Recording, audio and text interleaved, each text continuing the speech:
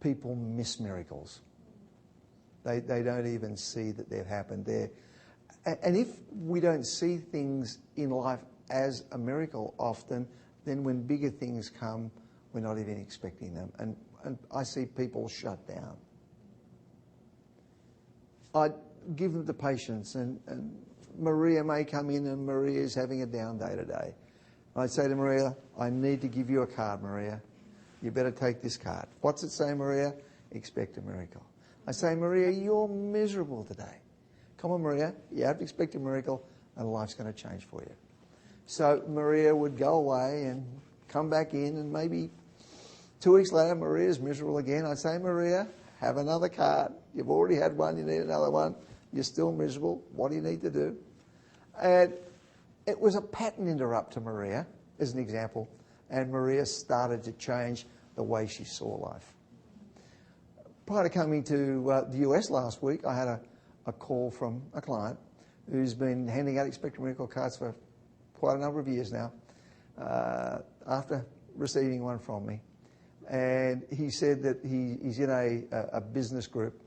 And he said a week ago, he said there was a new member came. When a new member comes, we all introduce ourselves to the new member and give him our business card. But he said, I always give my business card plus an Expect a Miracle card. And he said today this fellow came in and he was mad. He said he was incredibly upset. And he came over to me and he said, I've got a bone to pick with you. He said, last week I met you and you gave me that card that said Expect a Miracle. And when I went here, he said, just left here, he said, my brand new car was total. It was written off.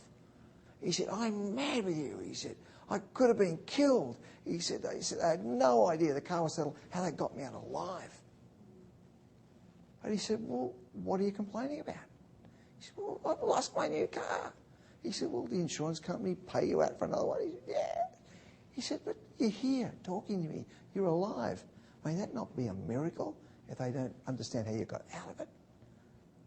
And he said, the person went grey and just stood there. He said, I never thought of that. And often things happen that are miracles in people's lives and they don't see it at the time. There's so much happening around them with stuff, for instance, or a relationship or something else is hooked up to whatever it is, and they miss it. And it's amazing how people's lives change and how they can get hooked in from monotony. I remember a number of years ago, I'd flown from Australia to New York, and 33 hours later I arrived at JFK after layovers in various airports en route. And I needed to go to Teaneck, New Jersey. I had no idea where Teaneck, New Jersey was, but it was somewhere maybe an hour or two from the airport. So I went down to ground transportation Thursday afternoon, 5 o'clock at JFK. You know, the zoo is in operation, the human zoo. And there are people everywhere, 4 or 5 deep, yelling out what they want. And I waited there and waited, and I got a couple from the front. And I thought, no, I need to do something. So I put my hand in my pocket. I took out an Expect a Miracle card, and I pushed it through. So it came onto the counter. And there were 3 beautiful, elderly, black American women who were just there, African American women who were just doing their job, being bombarded by people. And one of them all of a sudden spotted the card. She said, whose car is that? And I said, it's mine, it's mine. And she said, was you born again? Where did this card come from? And I said, it's my card. I expect miracles all the time. And she said, oh, look at this, girl. So the other 2 women got up off their stools and came over. Have you got any more of those cards? I said, absolutely got more of those cards. She said, can we have 2 more, please? So I got 2 more cards out, passed the 2 cards over, and then they were having a lovely time. Their energy transformed from just being in the doldrums, almost just filling the role of what they needed to do to pass these cards, pass people information on the bus they needed to take, or the limo, or the town car, or whatever it was. And she said, and what do you want? I said, I need to go to Teaneck, New Jersey. I don't even know where it is or how far it is. And she said, well, that's going to take you 1 hour and a half. I said, wonderful. And how can I go there? She said, you can take the bus, and that's $77. I said, how else can I go? She said, you can take the shuttle, and that gets more expensive. And then you can take the taxi cab, you can take the town car, you can take the limo, or you can take the super limo. I said, okay, look, I'll leave it up to you. The bus would be good.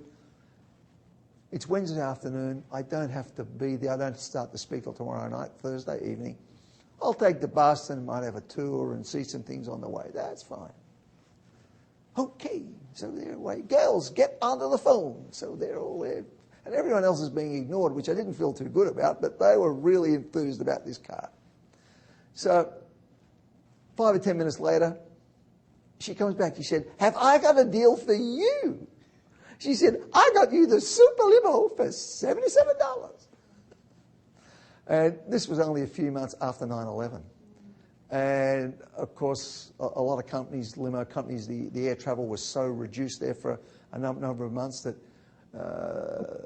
the operator told me he was the owner and he had 5 cars, but he was only running 1 car at that time, and he was driving it himself. And I said, how can you do it? He said, look, I just need to keep my car running, and I'm just happy to get $77. He said, I can get what the bus fare is. He said, that makes me totally happy. I'm working. So we had a lovely chat, and I'm in this 18-seater limo talking to him. It was just amazing. You could take a football team in there. And we had a lovely trip. And, you know, without that card, I don't know, I would have been on the bus. So it was just a gift. And I've received so many wonderful gifts from people through handing out the card. And I've seen so many beautiful things happen to people in receiving the card. I'm going to be speaking for a group to do a fundraising for research shortly. And there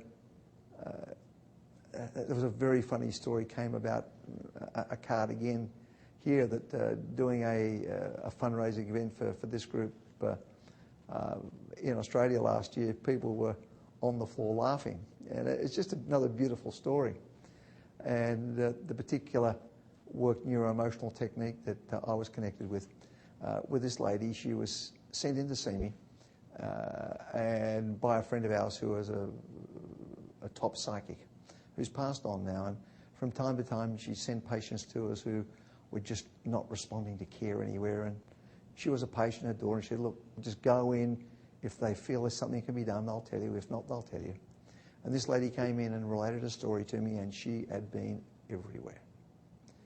And the problem hadn't changed, and she was 29 years of age and just the most beautiful soul. And her problem was that whenever she had sex, she had this immense pain, like someone had a red-hot poker which was being rammed into her vagina. So she said, consequently, I just have a relationship, and she said, if I have sex or even just attempt it, it's just this excruciating pain. She said, I'm just so unhappy. So I went through and what she'd done, and I decided I needed to check to see if she had a neuroemotional complex, which I did, and she had. And we cleared that out, and she had a very, very major event in her life, which was horrendous for her as a child. And we went through and we just cleared that happening out. And I said, well, now that's cleared out, your body, the physiology that runs your body will act differently.